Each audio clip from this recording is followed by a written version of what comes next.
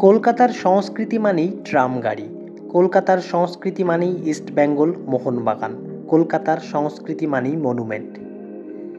কলকাতার সংস্কৃতির সঙ্গে ওতপ্রোতভাবে জড়িয়ে আছে ডাবল ডেকার বাস, মাদারিকা খেল, প্রিন্সেপ ঘাট।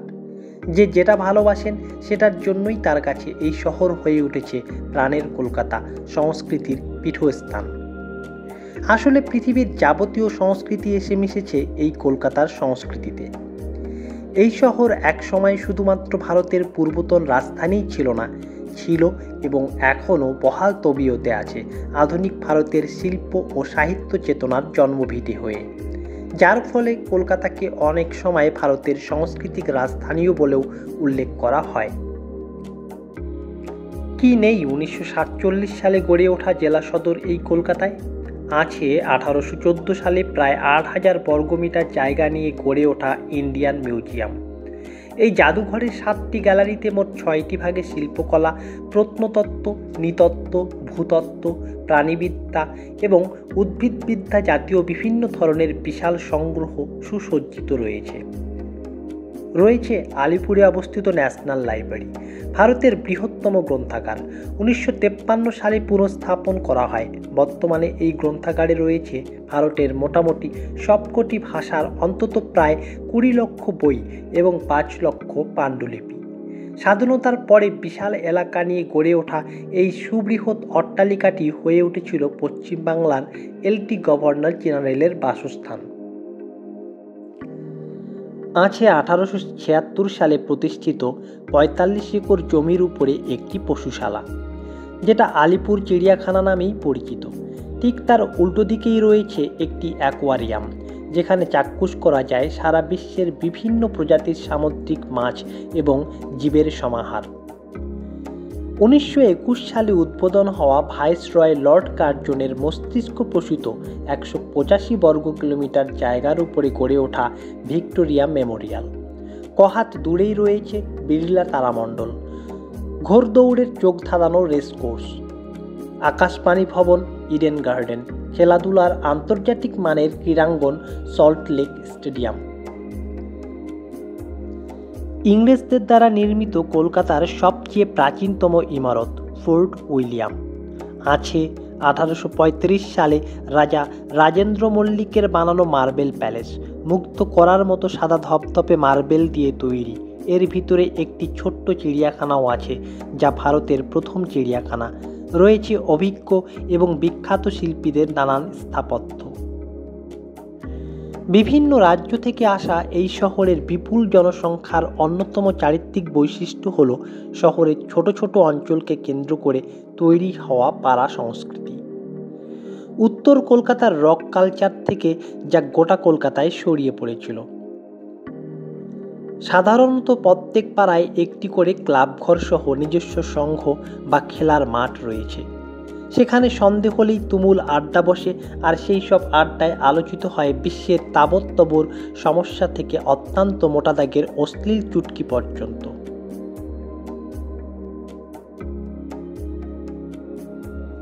এই শহরে রাজনৈতিক দেওয়াল লিখনেরও এক ঐতিহ্য আছে। এইসব দেওয়াল লিখনে কুরুচিপূর্ণ কেচ্ছা কেলেঙ্কারির বর্ণনা থেকে শ্লেষমাত্মক রঙ্গব্যঙ্গ, লিমেরিক, কার্টুন, ইস্তাহার সবই লেখা হয়। এই গুজবের শহরেই একসময় যত্রতত্র দেখা যেত দেওয়াল পত্রিকা। চক্কর দেওয়া যেত দক্ষিণ কলকাতার লেকের মধ্যে টয় ট্রেনে চেপে। এখন সেটা না থাকলেও আছে কলকাতার গর্ব metro rail. Gothic, Barog, Roman, প্রাচ্য ও মুঘল স্থাপত্য সহ অন্যান্য ইন্দো ইসলামীয় শৈলীর মোটিও দ্বারা সজ্জিত এখানকার অনেক ভবন ও স্থাপত্য আছে। শহরের ফিল্ম স্টুডিও যেহেতু টালিগঞ্জে, সেই কারণে বাংলা চলচ্চিত্রের স্টুডিও পাড়াকে হলিউডের বলিউডের সঙ্গে মিলিয়ে টলিউড নামে অভিহিত করা হয়। একাধিক কিংবদন্তি চলচ্চিত্র পরিচালকের কর্মজীবন শুরু হয়েছে এই শহরকে কেন্দ্র করে। এদের মধ্যে উল্লেখযোগ্য সত্যজিৎ রায়, মৃণাল সেন, ঋত্বিক ঘটক এবং আধুনিক চিত্র পরিচালক বুদ্ধদেব দাশগুপ্ত, অপর্ণা সেন, গৌতম ঘোষ, ঋতুপর্ণ ঘোষ, শুভঙ্কর সিংহ। এশিয়ার মধ্যে প্রথম সাহিত্যে নোবেল পুরস্কার নিয়ে আসেন এই শহরেরই কবি রবীন্দ্রনাথ ঠাকুর। কলকাতার খাদ্য তালিকায় প্রধান উপাদান ভাত, ডাল আর মাছের ঝোল হলেও কলকাতার রসগোল্লা অত্যন্ত বিখ্যাত মিষ্টি দইও। ইলিশ, চিংড়ি ও রুই সহ অন্যান্য মাছের নানা ব্যঞ্জনও কলকাতায় বেশ প্রচলিত। আলুর চপ, বেগুনি, রোল, ফুচকার মতো ফুটপাতের খাবার যেমন এখানে অত্যন্ত জনপ্রিয়, তেমনই জনপ্রিয় চায়না টাউনের ভারতীয় চীনা ডিশও। ইতিহাস সৃষ্টি করেছে ধর্মতলার অফিস বাবুদের জন্য গজিয়ে ওঠা ডেকার্স লেনের রকমারি এবং সস্তার উপাদেয় খাবারের।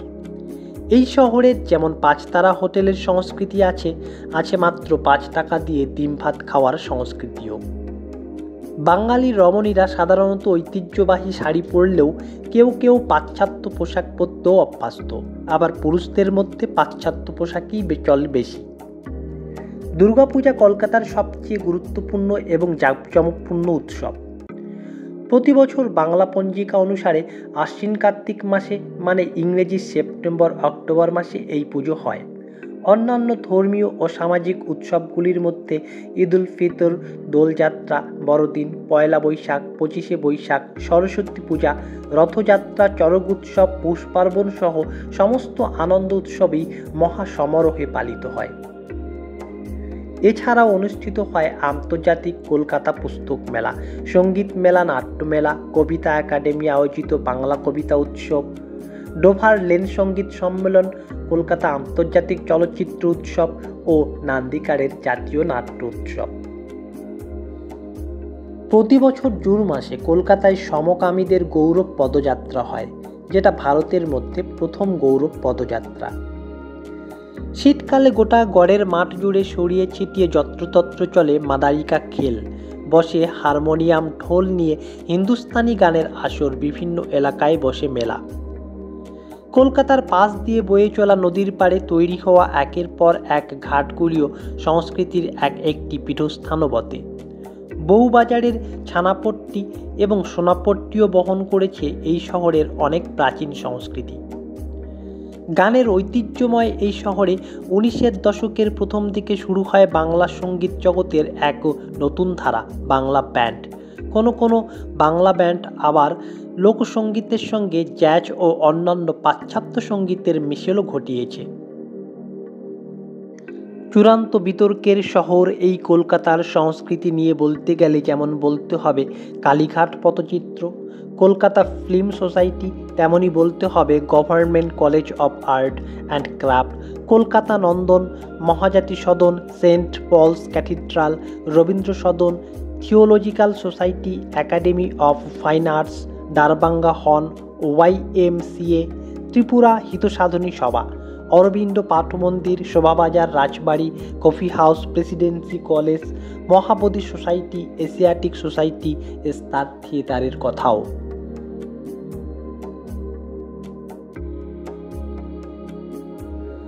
উল্লেখ করতে হবে রবীন্দ্রনাথ ঠাকুরের জন্মস্থান জোড়াসাঁকো ঠাকুর বাড়ি।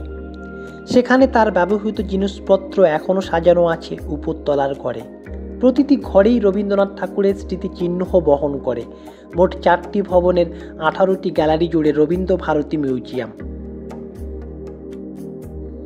একসময় যাকে সুপ্রিম কোর্ট বলা হতো, সেই কলকাতা হাইকোর্টও প্র্যাকটিস করতেন তাবর সব আইনজীবীরা।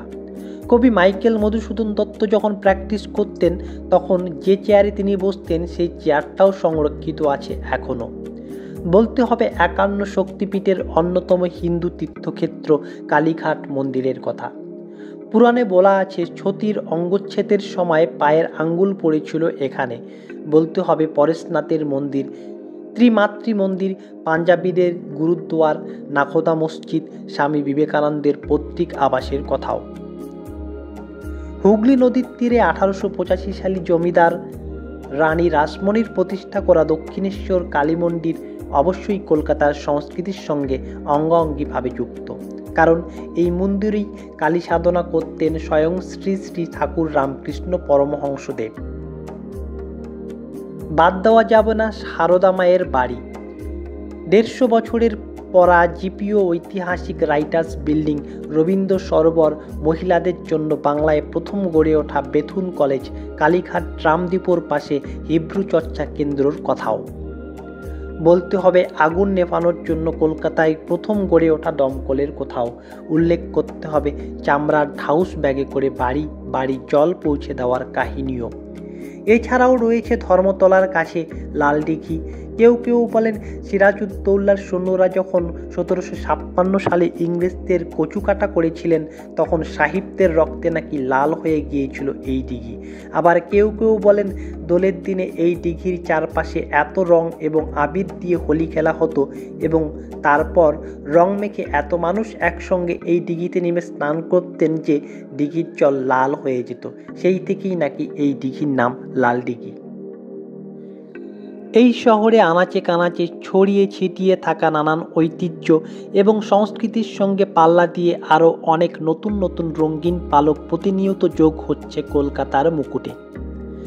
তার মধ্যে যেমন আছে নিউ টাউনের মোম শিল্পকর্মের জাদুঘর মাদার্স ওয়ার্কস মিউজিয়াম, তেমনই আছে গোটা দেশের মধ্যে প্রথম তৈরি হওয়া দক্ষিণ কলকাতার জনবহুল এলাকা পাটুলির একটি বড় জলাশয়ের মধ্যে ভাসমান বাজার, যেখানে রয়েছে মোট 114টি নৌকায় 280টি দোকান। নতুন সংযোজন গঙ্গার তল দিয়ে বয়ে যাওয়া মেট্রো লাইন হাওড়া পর্যন্ত। প্রচণ্ড গরমে বরফের মজা নেওয়ার জন্য নিউ টাউনের অ্যাক্সিস মলের একদম সর্বোচ্চ তলায় 9000 বর্গফুট এলাকা জুড়ে গড়ে উঠেছে শহরের প্রথম স্নো পার্ক। আছে অ্যাকোয়াটিকা, যেটা আসলে একটি জল উদ্যান, যা 2000 সালে দর্শকদের জন্য খুলে দেওয়া হয়েছে।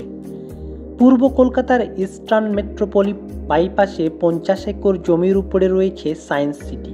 এটি মূলত বিজ্ঞান সংগ্রহশালা ও বিজ্ঞান কেন্দ্রিক বিনোদন উদ্যান। সল্ট লেকে 40 একর এলাকা জুড়ে রয়েছে বিনোদন পার্ক নিকো পার্ক। তার পাশাপাশি আছে ভারতের বৃহত্তম উদ্যান ইকো পার্ক। কলকাতার বাস এবং লরিগুলোর পিছন দিকে যে চমকপ্রদ এবং অভিনব উক্তি বা উদ্ধৃতি লেখা থাকে সেটাও কলকাতার সাংস্কৃতিক ঐতিহ্য বহন করে। কলকাতার সংস্কৃতির সঙ্গে ওতপ্রোতভাবে যেমন জড়িয়ে আছে লিটল ম্যাগাজিন, সোনাগাছি, রূপগাছি এবং অবশ্যই কলকাতার গোয়েন্দা পুলিশ, কলকাতার পকেট মারও, ঠিক তেমনই ছড়িয়ে আছে নিমতলা মহাশ্মশান, কেওড়াতলা মহাশ্মশানও। বলা হয় কলকাতার মতো ঘিঞ্জি এলাকায় যারা গাড়ি চালান তারা পৃথিবীর যে কোনো প্রান্তে গিয়ে চোখ বুজে গাড়ি চালাতে পারবেন। এরপরেও আলাদা করে উল্লেখ করতেই হবে কলেজ স্ট্রিটের কথা, যেটা মধ্য কলকাতায় অবস্থিত। এটা পৃথিবীর বৃহত্তম বাংলা বইয়ের বাজার এবং পৃথিবীর দ্বিতীয় বৃহত্তম পুরনো বইয়ের বাজার, যেটা বইপাড়া নামেও পরিচিত।